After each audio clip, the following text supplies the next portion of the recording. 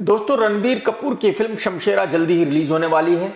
आज मैं आपको बताऊंगा कि इस फिल्म का प्रोजेक्ट कैसे बना। लेकिन अगर आपने अब तक चैनल सब्सक्राइब नहीं किया तो कर लो, और घंटी नहीं दबाई तो घंटी दबा दो। और एक रिक्वेस्ट और है कि अगर आप इस वीडियो को देखेंगे तो लाइक जरूर करें। दोस्तों, इस फिल्म का डायरेक्टर है करण मल्होत्रा, जो कभी करण जौहर का असिस्टेंट हुआ करता था, और उसके बाद करण जौहर ने ही उसको उसकी पहली फिल्म दी थी जिसका नाम था अग्निपथ।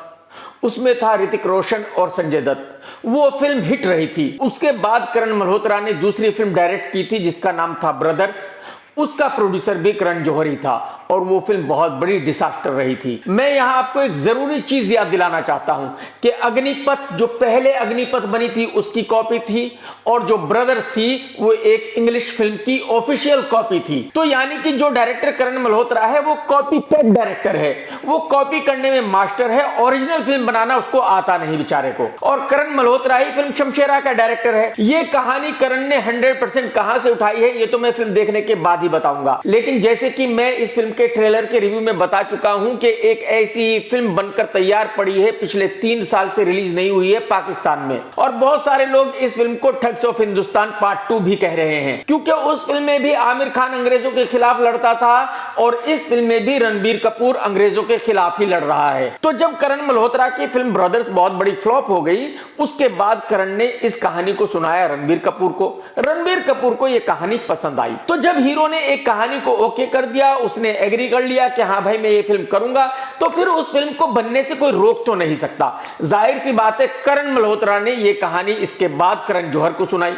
करण जौहर ने कहानी सुनी, और करण जौहर ने कहा कि भाई साहब ये कहानी मेरी समझ में आई नहीं, ये डाकुओं पे फिल्म इस दौर में बनाना बड़ा ही रिस्की है, और मैं इस फिल्म पे 250 करोड़ रुपए नहीं लगा सकता, तो मैं इस फिल्म को प्रोड्यूस बिल्कुल नहीं करना चाहूंगा। करण, आप ऐसा करो कि इस कहानी को भूल जाओ और कोई आज की कहानी ढूंढो, उस पे फिल्म बनाओ। ये सुनकर डायरेक्टर करण मल्होत्रा का दिल टूट गया, लेकिन उसका हीरो तो रेडी था फिल्म करने के लिए, तो जाहिर सी बात है हार तो वो मानने वाला था नहीं।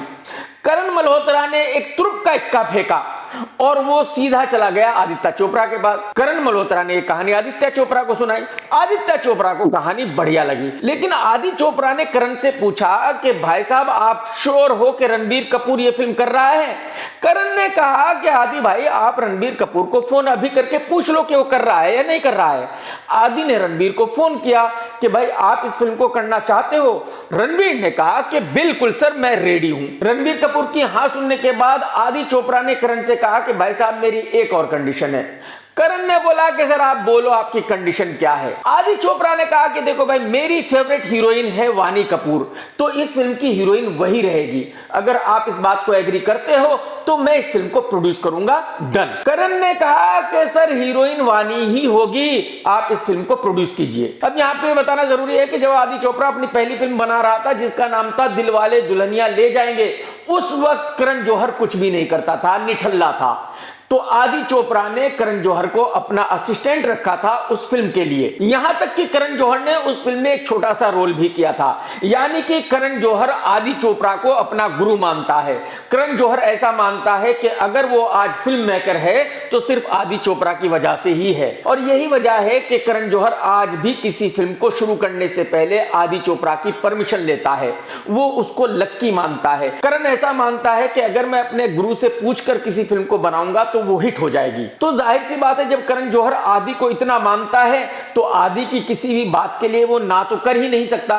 तो आदि चोपड़ा ने करण जौहर को फोन किया कि भाई साहब करण मल्होत्रा मेरे पास आया था, उसने मुझे कहानी सुनाई, मुझे बहुत बढ़िया लगी, और करण उसने मुझे बताया है कि तुम इस फिल्म को बनाना नहीं चाहते, तो इस फिल्म को मैं बना लेता हूं। करण जौहर ने कहा कि भाई साहब आप फौरन बना लीजिए, और जो भी डॉक्यूमेंट्स मुझसे चाहिए ले लीजिए, जहां मुझसे साइन कराने हैं करा लीजिए, ये फिल्म आपकी हुई। तो इस तरह से जिस फिल्म को करण जौहर ने बनाने से मना कर दिया था उसको आदि चोपड़ा ने बनाया। इसके बाद डिस्कशन हुआ कि भाई विलन किसको लेंगे। करण मल्होत्रा ने आदि चोपड़ा से कहा कि सर मेरी फिल्म अग्निपथ में विलन था संजय दत्त, और मेरी फिल्म हिट रही थी, वो मेरे लिए लक्की है, तो मैं उसी को एज ए विलन इस फिल्म में भी लेना चाहूंगा। और आदि चोपड़ा ने कहा कि भाई डन, मुझे कोई प्रॉब्लम ही नहीं है, संजू और रणबीर दोनों बहुत अच्छे लगेंगे, और इनके साथ वानी भी बहुत ही कमाल की लगेगी, बस फिल्म तुम बढ़िया सी बना देना। तो दोस्तों, इस तरह से एक कारनामा बनकर तैयार हुआ, लेकिन ये रिलीज होने के बाद पता चलेगा कि ये वाकई ही कारनामा है या कोई बहुत अच्छी फिल्म है। तो बाकी बातें इस फिल्म के रिव्यू में होंगी जब ये रिलीज होगी।